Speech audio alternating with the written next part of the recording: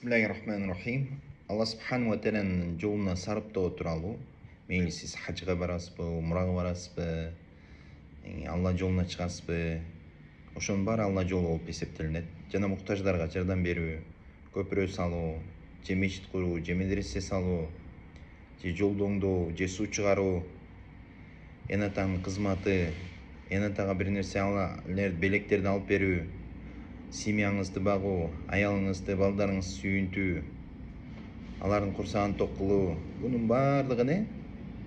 Жакшылык, Алла жолунда иштетүү. Кошуналарга хакысын берүү, мусулмандардын жардамында болуу, мусулмандарга жакшы ой пикир кылуу, колуңуздан келсе тилиңиз менен, колуңуз менен жардам берүү. Мунун баары жакшылык. Садака болуп эсептелинет баардыгы. Алланын астында кабыл.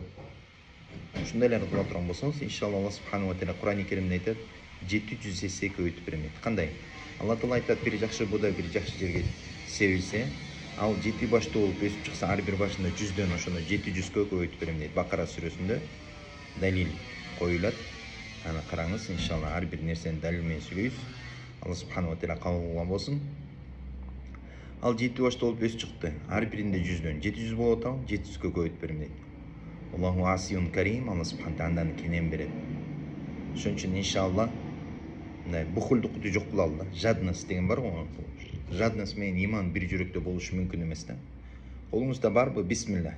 Иншалла иштетиңиз. Эн атаңызга иштетиңиз, бир туугандарыңызга иштетиңиз, балдар, кыздарыңызга, аялыңызга, кошуналарга, мусулман бир туугандарга, муктаждарга иштетиңиз. Алла Таала көбөйтүп берет. Иншаллаху Тааля. Сөзсүз, якын ишенич менен ишениңиз. Алла Таала берешен зат. Алланын казынасы чексиз. Алла Тааланын бейиши кенен, эч кимден кызганбаңыз. Алла Тааланын бейишине баардыгыңыздарды чакырабыз. Иншаллаху Тааля.